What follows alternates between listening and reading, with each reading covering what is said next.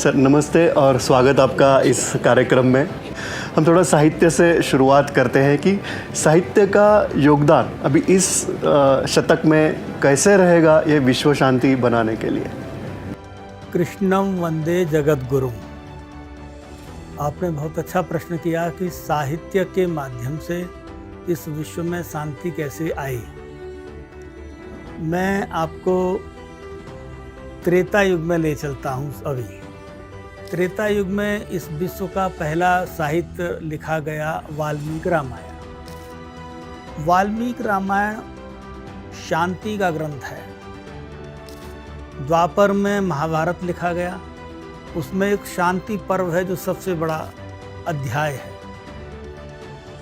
द्वापर में वेदव्यास जी ने 18 पुराण लिखे, चारों वेदों का विभाजन किया, उपनिषद तैयार हुए, स्मृतियाँ तैयार हुई और पिछले 730 वर्ष पहले इसी महाराष्ट्र की भूमि में संत ज्ञानेश्वर भगवान हुए। उन्होंने विश्वगीत पसायदान में प्रारंभ किया है आता विश्वात्मके देवी और समापन करते हैं सुखिया झाला।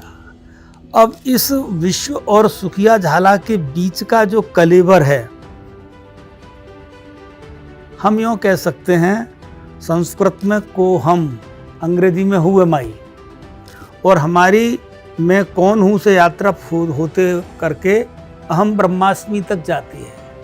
मैं अपने आप को कैसे जानूँ, मैं कौन हूँ, कहाँ से आया हूँ, क्यों आया हूँ। तो हमारा जो साहित्य है, विशेषकर भारतीय भाषाओं का जो साहित्य है, हिंदी, तमिल, तेलुगु, कन्नड़, गुजराती, मलयालम, मराठी, उड़िया, बंगाली आदि आदि, इन भाषाओं में एक ही सूत्र है कि हम पहले मानव से मनुष्य बने, मनुष्य से हम देवत्व की यात्रा करें, फिर हम चूँकि माँ के गर्भ में आए, फिर गर्भ से संसार में आए, तो संसार में आने का एक ही लक्ष्य है, हमको शांति बाहर नहीं ढूंढनी, शांति और आनंद हमारे अंदर है। हम ध्यान के द्वारा, योग के द्वारा, तप के द्वारा, जप के द्वारा, भजन के द्वारा, उपवास के द्वारा, तीर्थाटन के द्वारा, सैलानी के रूप में, पर्यटन के रूप में, हम विभिन्न प्रकार के जो हमारे जीवन के क्रम हैं, हम कहीं ना कहीं मंदिर जाते हैं, गुरुद्वारा जाते हैं, मस्जिद जाते हैं, चर्च जाते हैं। सभी धर्म ग्रंथों को पढ़ने का बाद एक ही सार निकलता है, हमको जीवन में शांति कैसे प्राप्त हो। आज पूरा विश्व और पूरी दुनिया तीसरे विश्व युद्ध के मुहाने पर खड़ा है। परमाणु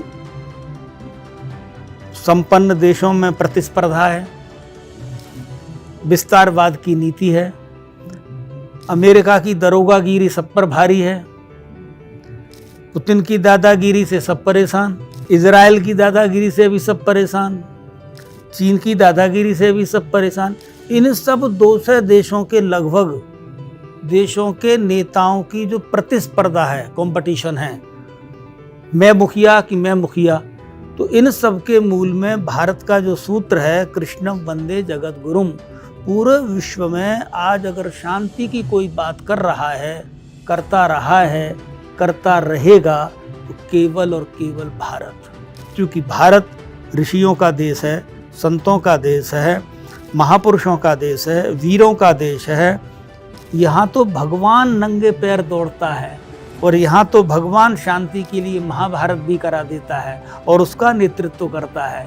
तो यह भूमि वह भूमि है जहाँ से शांति का मक्खन निकलेगा और वह मक्खन पूरे विश्व की मानवता को, पूरी ह्यूमैनिटी को, जहाँ पूरे विश्व में घाव होंगे, कोलाहल की पीड़ित मानवता है, कहीं कुपोषण है, कहीं भुखमरी है, कहीं व्यभिचार है, कहीं पापाचार है, कहीं दुराचार है, समूची मानवता आज कराह रही है कहीं ना कहीं। ऐसे में विश्व शांति का जो संदेश है वो भारत तो दे ही रहा है। भारत में MIT जैसी जो संस्थाएं हैं, विश्वधर्मी, विश्व शांति रत्न और विश्व शांति के उद्गाता प्रोफेसर डॉक्टर विश्वनाथ कराड़, उस महामानव का जो उनका चिंतन है, उनके चिंतन में यह बात आती है। जैसे कि माननीय महोदय डॉक्टर योगेंद्र मिश्रा जी ने कहा है, विश्व शांति के पूजक विश्वधर्मी प्राध्यापक डॉक्टर विश्वनाथ दा कराड़ जी ने विश्व शांति की दिशा में चलते हुए तत्वज्ञ संत श्री ज्ञानेश्वर और संत श्री तुकाराम महाराज के नाम पर बने विश्व के सबसे विशाल शांति गुंबद की रचना की। धर्म में भाईचारा बढ़ाने के लिए श्री राम मंदिर, भगवान गौतम बुद्ध विहार, श्री राम रहीम मानवता सेतु स्थापित करके एक अच्छी मिसाल भी दी। साथ ही भागवत धर्म पताका गरुड़ स्तंभ, श्रीमद् भगवद गीता ज्ञान भवन की भी रचना की है। भारत का प्रथम गांव बद्रीनाथ उत्तराखंड के माना गांव में श्री सरस्वती ज्ञान विद्या मंदिर की भी स्थापना की। आज पूरे संसार में जो अशांति का माहौल है, उसमें यह कार्य अंधेरे में शांति का उजाला फैलाने के लिए निश्चित रूप से प्रेरणादायी और मार्गदर्शक है। चाहे यूएस हो, चाहे विश्व बैंक को हो, चाहे WP हो, विश्व की जितनी भी बड़ी बड़ी जो संस्थाएं हैं, इन सब के नेताओं में भी नेतृत्व की दरकार है। कोई किसी की बात मानने को राजी नहीं। तो भारत की भूमिका इस समय सबसे अधिक है। भारत में लोग भारत के प्रति भरोसा भी कर रहे हैं कि भारत ने साहित्य के माध्यम से जो विश्व शांति का संदेश दिया है, और भारत ही अकेला ऐसा देश है जो विश्व शांति की स्थिति में आज है। भारत हजारों वर्षों से गुलाम रहा, लगभग 1800 वर्ष। 1800 वर्षों की गुलामी के बाद भी भारत की मिट्टी, भारत का संस्कार, भारत की चेतना, भारत का मौलिक चिंतन और भारत का साहित्य संत ज्ञानेश्वर के माध्यम से, संत तुकाराम के माध्यम से, गोस्वामी तुलसीदास के माध्यम से, कबीरदास के माध्यम से, मीराबाई के माध्यम से, आज जितने भी भारत का संत साहित्य है, सबका एक ही निचोड़ है, हम सुधरे जग सुधरा। तो साहित्य ही मूल है। बिल्कुल आपके विचार सही है। तो जो नेता हैं जो ये अशांति अभी ला रहे हैं, जैसे कि आपने उल्लेख किया, सभी को पता है, तो क्या उनके विचार ये साहित्य चाहे भारत से हो या उनके देश से हो, बदल नहीं पाए उनको? जब अंधकार छाया रहता है तो वहाँ एक प्रकाश की ज्योति जलानी पड़ती है। हमारे विश्व के नेताओं में एक अज्ञान है। अज्ञान का जो अंधकार है उसमें उनको प्रकाश दिखाई नहीं दे रहा है। भारत एक ऐसा देश है, भा माने प्रकाश, रत माने साधना। भारत प्रकाश की साधना का देश है, ज्ञान की साधना का देश है। भारत का जो रंग है भगवा, यह जो सूर्य का रंग है, भारत सूर्योदय भारत में ही होगा, अस्त पश्चिम में होगा। तो जिस देश में उदय होता है वही दुनिया की आंखें खोलने में सक्षम है, और जहाँ अस्त होता है, जहाँ रात्रि है, वहाँ तो अंधेरा छाया हुआ है। ऐसी स्थिति में भारत की भूमिका आज से 2500 वर्ष पहले भी थी, जब आदि शंकराचार्य आते हैं। 730 वर्ष पहले जब संत ज्ञानेश्वर महाराष्ट्र में आते हैं, मीराबाई आती हैं, तुकाराम आते हैं, नानक आते हैं, दादू आते हैं, आलम आते हैं, बोधा आते हैं, वो तुलसीदास आते हैं, कबीर आते हैं, रैदास आते हैं। इन सभी के माध्यम से सनातन धर्म ही एक ऐसा धर्म है पूरे विश्व में जिससे सब उत्पन्न है।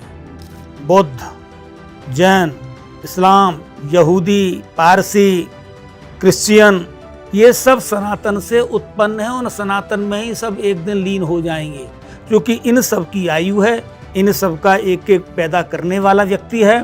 जिन्होंने ये सारे मजहब, पंथ, संप्रदाय पैदा किए, उनके पूर्वज मूलतः सनातन हिंदू ही थे। 1400 वर्ष पहले मोहम्मद साहब के पिताजी कौन थे? मुसलमान नहीं थे। 2500 वर्ष पहले ईसाई कौन थे? ईसाई नहीं थे। तो महाभारत होने के बाद जब पांडवों ने सत्ता को अपने राजा परीक्षित को सौंपा है, उसके 2500 वर्ष बाद आदि शंकराचार्य इस कालड़ी केरल में आते हैं, तब तक इस विश्व में दूसरा कोई धर्म नहीं था।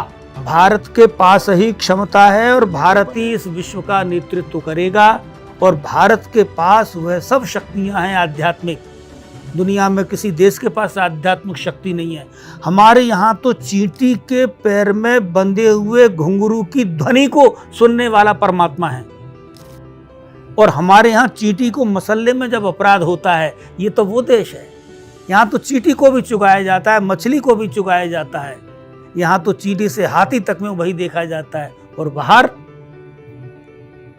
बाहर तो जीव हिंसा है, वहाँ तो मृत जीवों को, मृत पशुओं को, मृत पक्षियों को खा करके अपना जीवन जीते हैं। वो लोग मनुष्यता क्या समझें? युवा पीढ़ी तक ये विचार नहीं पहुंच पा रहे हैं, उसके लिए ये सब प्रयास है कि उन तक ये सब बातें पहुँचे, हमारी जो संस्कृति परंपरा है उन तक पहुँचे। तो नई पीढ़ी को ये शिक्षा किस तरह दी जाए? युवा पीढ़ी आज दो चीज़ों की बहुत शिकार है। हमें जहाँ तक लगता है, एक तो युवा पीढ़ी को कुसंग से बचना चाहिए, दूसरे उसे शिक्षा में प्रतिस्पर्धा से बचना चाहिए, कंपटीशन से। अगर इन दो से युवा पीढ़ी बच गई तो जो भारत का मूल तत्व है, आज युवा पीढ़ी को बड़ों की बात माननी चाहिए, माता पिता का आदर करना चाहिए। प्रतिस्पर्धा में वह विद्रोही बन गया है और उस विद्रोह में उसने अपने से बड़ों का आदर करना छोड़ दिया है और उस विद्रोह में वह अपना पराया कुछ नहीं सोच रहा है। सिर्फ और सिर्फ उसने मान लिया है I am only body, I am not soul, जबकि विश्व शांति का संदेश है I am only soul not body. तो सोल और बॉडी के बीच को युवा शक्ति जब तक नहीं समझेगी, मेरे अंदर जो बैठा है, जिसके कारण से मैं बोल रहा हूँ, सुन रहा हूँ, देख रहा हूँ, चल रहा हूँ, खा रहा हूँ, पी रहा हूँ, वो जिसका लाइफ का जो रिमोटर है वह कौन है, जिसके द्वारा मैं संचालित हूँ। विश्व शांति का जो रिमोट कंट्रोल है वो वही है, अपने अंदर है। हम बाहर खोज रहे हैं, वो तो अंदर है। विशेष करके जो तकनीकी शिक्षा के माध्यम से आज जो विश्व में क्रांति की बात हो रही है, आदमी कितना ऊंचा जाएगा? आकाश से ऊंचा तो जाएगा नहीं। कितना विस्तार करेगा संपत्ति का और वैभव का? अर्थात हमको एक दिन संसार छोड़ना है। यह शरीर मरण धर्मा है, संसार भी मरण धर्मा है। सब कुछ नश्वर है, जो आया है वह जाएगा। केवल और केवल सूर्य चंद्र बचेंगे, पवन बचेगी, वरुण बचेंगे, अग्नि आकाश बचेंगे, जिनसे हमारे शरीर की निर्मिति है। तो ऐसी स्थिति में हमको सिर्फ युवा पीढ़ी को ये समझना है कि दूध में घी है, लेकिन दूध में घी दिखाई नहीं दे रहा है, और दूध में घी है उसे नकार भी नहीं सकता कोई भी। सांस दिख नहीं रही है, लेकिन सांस तो ले रहे हैं। तो ऐसे ही शांति हमारे इर्द गिर्द है, हम उसे खोज रहे हैं। मेरे ख्याल से इस माध्यम से आपके विचार ज़रूर युवाओं तक पहुंच जाएंगे और विश्व शांति की दिशा में हम ये जो प्रयास कर रहे हैं वो सफल हो जाएंगे। बहुत बहुत धन्यवाद।